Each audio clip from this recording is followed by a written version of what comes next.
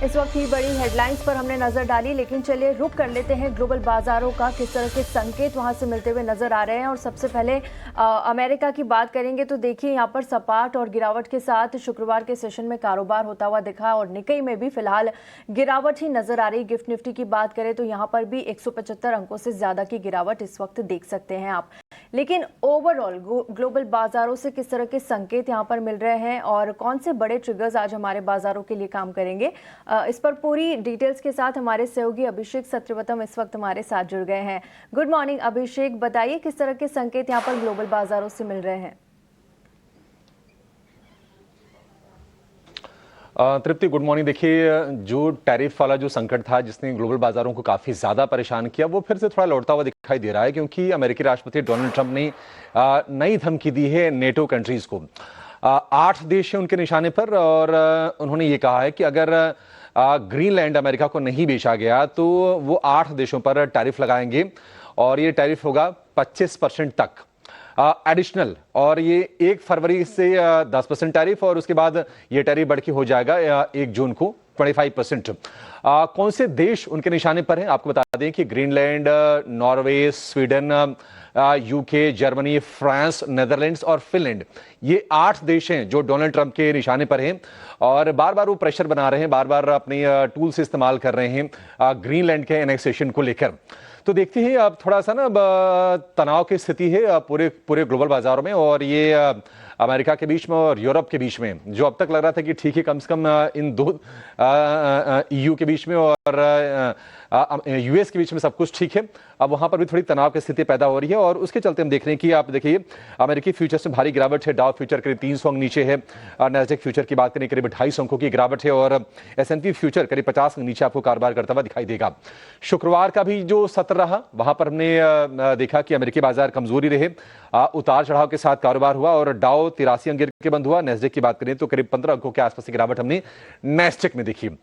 Donald Trump के कुछ और कमेंट्स आ रहे हैं जो बाजारों को परेशान करने का काम कर रहे हैं। अभी तक माना यह जा रहा था कि अगर जेरोम पावेल अगर यूएस फेड से हटते हैं, रिटायर होते हैं, उनके जाने के बाद नेशनल इकोनॉमिक काउंसिल के जो मौजूदा डायरेक्टर हैं केविन हेसेट, शायद उनको ये कुर्सी मिल जाए। अभी तक उनका जो नाम था रेस में सबसे आगे माना जा रहा था और बाजार ये मान के चल रहे थे कि केविन हेसेट प्रो मार्केट होंगे, मार्केट फ्रेंडली होंगे, इसके चलते बाजार में थोड़ा सा उत्साह था। लेकिन डोनाल्ड ट्रंप ने कोई स्टेटमेंट दिया, उन्होंने कहा है कि जरूरी नहीं कि केविन हेसेट ही ये कुर्सी संभालेंगे। अब एक और नाम रेस में आ गया है, वो है पूर्व फेड गवर्नर केविन वार्श का, अब उनका नाम चल रहा है। तो थोड़ी सी अनिश्चितता की स्थिति है। देखिए, दुनिया का सबसे बड़ा देश है, सबसे बड़ी इकोनॉमी, उसके सेंट्रल बैंक जो भी पॉलिसीज होते हैं दुनिया भर की इकोनॉमी को इन्फ्लुएंस करने का काम करते हैं। तो ये जो अनिश्चितता है ये बाजारों को परेशान कर रही है। हालांकि एशिया में आप देखिए मिला जुला कारोबार आप होते हुए देखेंगे। निक्केई में लगातार तीसरे सत्र में नरमी है, करीब 700 नीचे आपको कारोबार होता हुआ नजर आएगा। और अगर आप कोस्पी की बात करें, लगातार 11 सत्र की तेजी हो चुकी है, आज भी कोई ज्यादा गिरावट नहीं है, बिल्कुल सपाट कारोबार होता हुआ आपको वहां पर नजर आएगा। लेकिन जो जियोपॉलिटिकल फ्रंट पर जो चिंताएं हैं उसके चलते कहने की गोल्ड और सिल्वर को सपोर्ट मिल रहा है। गोल्ड ने हाई बनाया है $4,697 का और उसके आसपास ही आप कारोबार होते हुए देखेंगे। चांदी ने $94.35 का नया रिकॉर्ड बनाया है और फिलहाल $94 के आसपास ही आप चांदी को कारोबार होते हुए देखेंगे। तो गोल्ड सिल्वर में जो अपमूव है वो लगातार जारी है, नए रिकॉर्ड पर रिकॉर्ड बन रहे हैं। क्रूड की बात करें तो ईरान को लेकर ट्रंप के टोन में थोड़ी सॉफ्टनेस आई थी, वो रिस्क थोड़ा सा कम तो हुआ, लेकिन क्रूड के भाव में कोई नरमी हम नहीं देख रहे हैं। ब्रेंट की भाव अभी भी आप $64 के आसपास देखेंगे। तो ये स्थिति है। अन्य संकेतों की बात करें, एक चीज जो नोटिस करने वाली है, यूएस में जो बॉन्ड यील्ड है वो 4.16% से बढ़ के हो गई है 4.22%। ये एक रिस्क है भारतीय बाजार के लिए या फिर पूरे इमर्जिंग मार्केट्स के लिए। इसके अलावा डॉलर इंडेक्स की बात करें तो 99 के ऊपर का डॉलर इंडेक्स, उसमें कोई ज्यादा चेंजेस नहीं है। कुल मिला जुला के जो संकेत आज के दिन हमें नजर आ रहे हैं, यूएस फ्यूचर्स में भारी गिरावट, एशिया में निक्केई कमजोर, गोल्ड सिल्वर ऊपर, क्रूड के भाव स्टेबल $64 के आसपास, नेगेटिव साइड पर ही, और आपको गिफ्ट निफ्टी भी रिफ्लेक्ट कर रहा होगा अच्छे से 180 अंकों की गिरावट पर खुलने के संकेत आज दे रहा है। बिल्कुल अभिषेक, शुक्रिया। यहाँ पर ग्लोबल बाजार के सारे संकेत यहाँ पर समझाने के लिए, लेकिन रुक करते हैं संस्थागत निवेशकों का भी एक चेक ले लेते हैं, जहाँ पर हमने देखा कि FII-DIIs की जो बिकवाली है, खासतौर से FIIs की तरफ से अगर हम आंकड़ा देखें 4,346 करोड़ की बिकवाली का एक नंबर जो है आता हुआ दिखाई दे रहा है। खरीदारी DIIs की तरफ से 3,935 करोड़ की यहाँ पर दर्ज होती हुई हमें दिखाई दे रही है।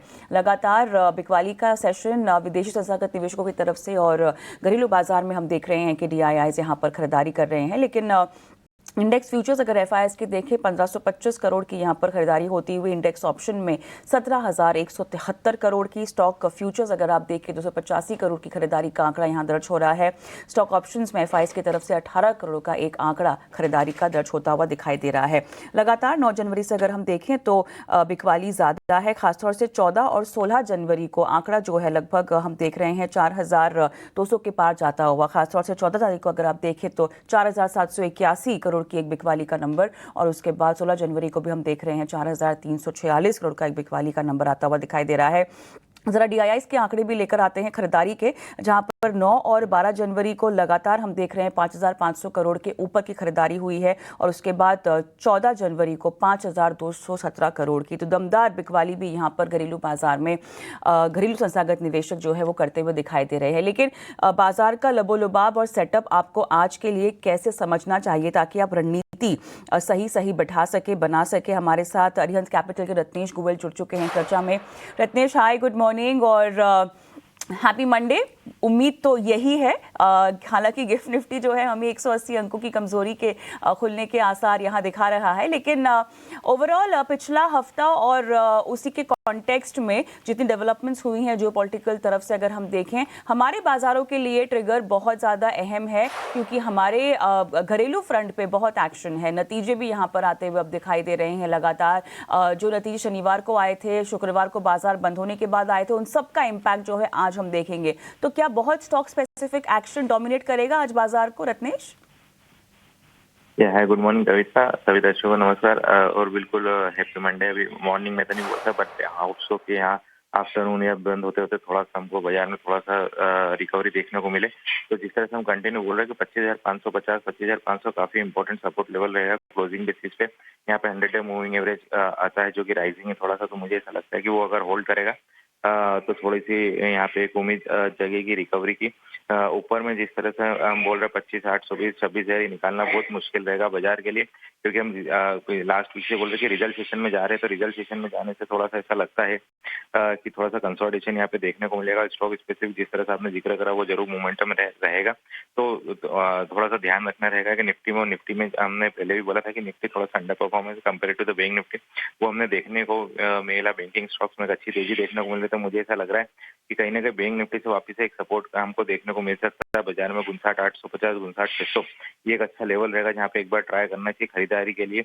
ऊपर में 60,200, 60,350 निकालना मुश्किल रहेगा, तो मुझे ऐसा लगता है बैंकिंग स्टॉक्स पे ध्यान रखना चाहिए। बैंकिंग से सपोर्ट को मिलने की उम्मीद बाजार को मुझे दिखाई देती है। यहाँ से यहाँ पर आप देख रहे हैं कि निफ्टी बैंक और बैंकिंग शेयर्स यहाँ पर अच्छा करेंगे, वहाँ से ही बाजार को भी सपोर्ट मिलता हुआ नजर आएगा। लेकिन रत्नेश, आज के ट्रेडिंग सेशन के लिए कोई पिक्स आपकी तरफ से?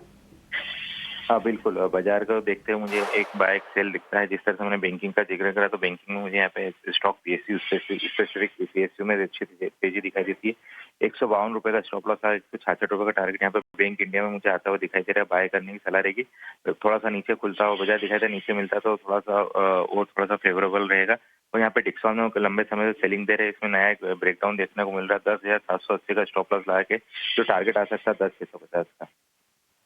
राइट रत्नेश, क्योंकि आपसे हमारी बात नहीं हो पाई थी शनिवार को, लेकिन अब जो नतीजे आए हैं खासतौर से शुक्रवार को बाजार बंद होने के बाद और शनिवार को, क्योंकि हमने देखा दिग्गज private bank HDFC ICICI bank के नतीजे आए हैं। थोड़ा सा बैंकिंग पर अगर हम फोकस करें तो किस तरह की रणनीति अगर आप कुछ रेकमेंड करना चाहे उस लिहाज से?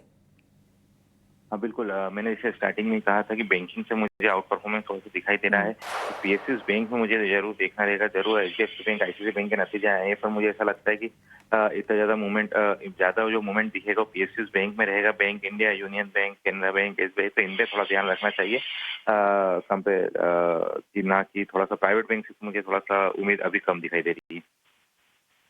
चलिए, तो यहाँ पे प्राइवेट बैंकिंग से उम्मीद थोड़ी सी कम, लेकिन आप काफ़ी बुलिश हैं पीएसयू बैंकिंग पर। आपकी रणनीति भी यहाँ पर हम फ्लैश कर देते हैं, लेकिन उससे पहले बहुत बहुत धन्यवाद रत्नेश, आप जुड़े हमारे साथ और आपने अपनी स्ट्रैटेजीज बताई और बाजार के सेटअप के लिए तैयार किया दर्शकों को। रत्नेश की रणनीति झटपट स्क्रीन पे फ्लैश कर देते हैं, जहां पर बैंक ऑफ इंडिया में उन्होंने खरीदारी की सलाह दी है। टारगेट 166 का, 152 का स्टॉप लॉस आप लगाएगा। डिक्सन यहां पर इन्होंने बिकवाली की रणनीति दी है और टारगेट 10,650 का ये दे रहे हैं, स्टॉप लॉस 10,780 का दिया जा रहा है। चलिए आगे बढ़ते हैं और अब कुछ स्टॉक